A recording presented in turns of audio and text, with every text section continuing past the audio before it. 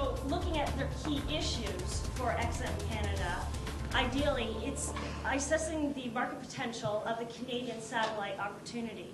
It is also understanding exactly the best way to increase subscribership for the profitability.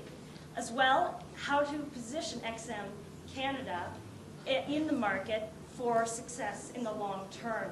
And finally, financially, it's about finding the support to execute this strategy in the long term. Our recommendations include short-term and long-term, looking at devoting additional resources towards the retail channels to accelerate the market penetration, about creating critical mass at a certain point, and so which that you are able to then deal with further investments. Long-term, we want a strategy to focus on XM enabled. And what we mean by XM enabled is that XM enabled is the ubiquitous satellite provider for premium audio content in Canada. It will involve OEMs to create devices with XM receivers, and ideally it will capture more value through discriminatory pricing. And what we mean by that is bundled pricing, or pay what you pay for your services in particular. You're able to create more value by seizing upon people's wants and able to then better understand what they need, and then again giving back by providing the products that they want. Now I'd like to pass it on to Leo, who will give the context of the competitive environment. Thank you. Thanks.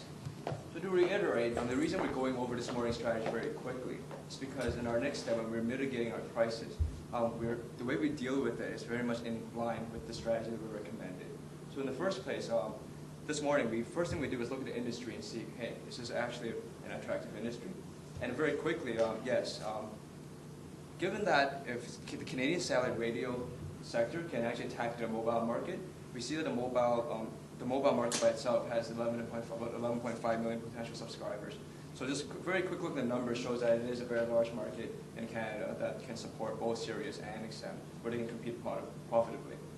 The next thing we did is just to compare XM Canada to other kinds of audio entertainment providers. And we see that they beat out like AM/FM radio as well as MP3 providers, as MP3 players in terms of content, quality, and ease of use. So from this, our next insight was that XM Canada can differentiate itself by focusing on content development instead of product development. So this goes back to our XM-enabled strategy. We're not selling radios. We're not selling Walkmans. We're actually selling the media. So we want, in the future, be partnering with OEMs where they create devices, where we then provide the content to them. So next, how do we do it?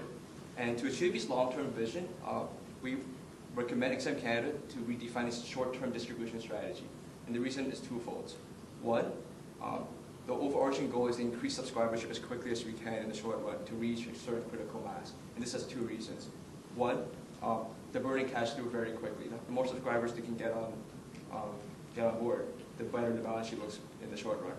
Secondly, it's in line with our strategy in the long run, where we want to be in every single device, whether it be in cars or be in MP3 players and such. In order to do that, you need bargaining power. And our bargaining chip is subscribers. When we have enough subscribers, we don't have to pay incentives to OEMs to want to manufacture products for us. They will come to us. So in the short run, our analysis shows that there's greater opportunity in the retail channel to grow subscribers quite quickly, and that's where we're focusing our efforts. But in the long run, the larger market is actually the OEMs. So our action plan is fourfold. So to repeat it very quickly, first step is to attack the retail channel by investing additional resources to retail staff training. We feel that, one, our analysis shows that consumers are actually somewhat cannot differentiate between Sirius and XM right now.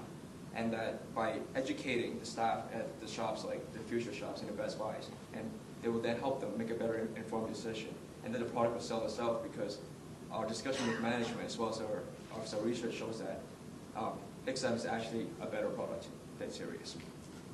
Secondly, to further attack the retail channel, we propose to increase the subsidization of retail units by reducing the price to the end consumers by 20%.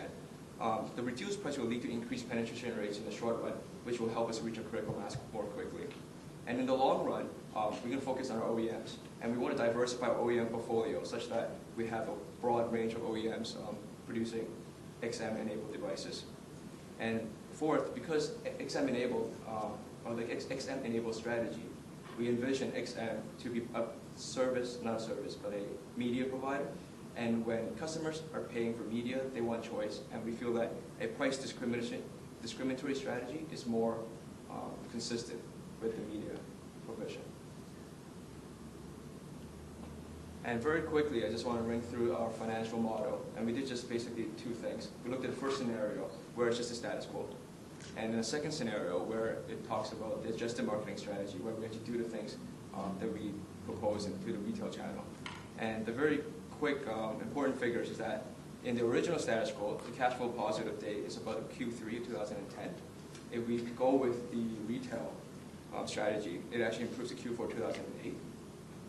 For the break-even date is Q2 2011 for the status quo, and it improves to Q3 2010 for the adjusted market strategy. At this point, I just want to pass on the baton to Sung, where he's actually going to introduce question number 1 and see how we're going to handle it to preserve our strategy. So we'll talk about the crisis one that was introduced this afternoon.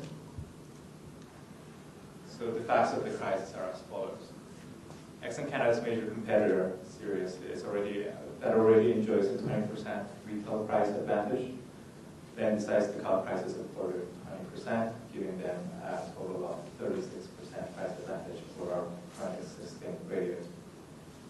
XM Canada wishes to bring its subscriber acquisition cost down by $30 to be aligned with this business model. And we feel that this is in serious jeopardy. This goal is in serious jeopardy given that the subsidies provided by Sirius to its retailers have increased. So the question is, how should XM Canada respond to this new crisis? And throughout this recommendation, the theme will be we have to structure and implement this response that does not compromise our long-term XM-enabled strategy. I think that's the key issue that we have kept in the back of our heads, wrapping our heads around this crisis, and that's so we can arrive to our recommendations that are as follows. For those who were in our morning presentation already, you'll remember that we actually first proposed that 20% cut. Donald did not tip us yesterday at the lunch table. He did not have this information, but we have actually this morning announced this 20%. And so Sirius is doing this. First, it's not, as we'll see, a huge threat to our long-term viability. And second, leverage vendor financing opportunities where possible to alleviate incremental burden and cash flow. That's one of the strategies to fund this increased subsidy cost. So Sirius's price cut further validates our existing strategies in 3 ways. By Sirius cutting, Sirius could have increased their retail sales in 2 ways. They could have either gone through to the retailer and told them, no, we're going to increase your commission and please sell more of our products. Or they could have decreased the cost to the end user by offering subsidies to the suppliers of these new XM radios, their satellite radios. And we believe that this is a strong and reliable signal from the Sirius side that they are interested in so-called growing the pie. They are interested in partnering up with us and not fighting against us to get a bigger slice of a fixed pie, but by increasing the end cost to consumer and attracting more consumers to the industry, they are interested in collaborating with us, because they're expecting us to reciprocate with a similar price cut. So they are expecting us to follow suit and grow and play with a bigger pie. Right? If you incrementally, you will be sharing roughly the same size of the pie as you are, but you'll be dealing with a bigger pie, and hopefully that will justify their initial costs. Secondly, it reinforces the need for XM Canada to diversify its technology providers. As our long-term strategy is to switch to ubiquitous content provider. Right? XM will not be in the business of selling satellite radios in the long run, as we've stated. It will be a seller of content. And as a seller of content, we have to be independent of technology. We cannot be reliant on a single technology, in this case, satellite radio, that is susceptible to these kinds of threats in the long run. If our suppliers of these units suddenly do not enjoy any more cost advantages over Sirius suppliers, then we're in serious jeopardy. And that's a risk that we cannot live with going into the future, provided that there will be more technologies popping up, and there will be further developments to lower prices. So we cannot be found being entrenched in one particular technology, because it's going to risk our entire long-term strategy of XM enabled. And lastly, as we've discussed this morning, we have basically our model was fully expecting Sirius to respond in kind to our 20% price cut. And that was reflected in our assumption of 0.5 in the price elasticity factor.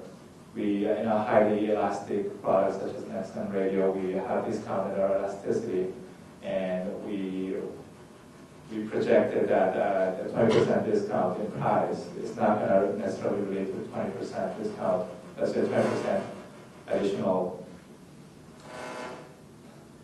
and it's not going to relate to 20% additional revenues, only because Sirius is going to come in and do exactly the same thing. We don't expect the Sirius to be standing and watching us slash our prices and lose their market share. So we were already, this was already built into the financials that you had presented, and does not materially change our financial forecasts. Therefore, in response to this crisis, we do not feel that there has been a significant change from the short-term strategy that we had introduced this morning. We are sticking, the end result is the same. We offer 20% less, they offer 20% less. The only difference is that they did it first, so we are caught without a trained sales force, but that can be done hopefully very soon, within a month or two. So basically the end result is the same, and we are keeping our short-term strategy as is in response to this crisis. And with that, I'll pass it on to Josh, who will talk about the second crisis. Hi, everyone. So Sun's basic message for the first crisis was that for us, it's not really a crisis, but there's a clear contrast between that first scenario and this scenario, crisis number 2, so to speak. And we feel that, in comparison, that the stakes of the company are much more at stake given the satellite disruptions that we're experiencing now as compared to the move of one of our competitors with respect to the price of their retail radios. So, excuse me. What are the facts in the situation? The facts, and I'll just repeat them quickly, is that the ROC satellite goes down, discontinuing service from the western half of the continent. And that it will be, in fact, several months before Rhythm and Blues will be able to, which is the replacement satellite, when it will be able to go up and broadcast in place of that ROC satellite. So, given that problem, what should be done about it?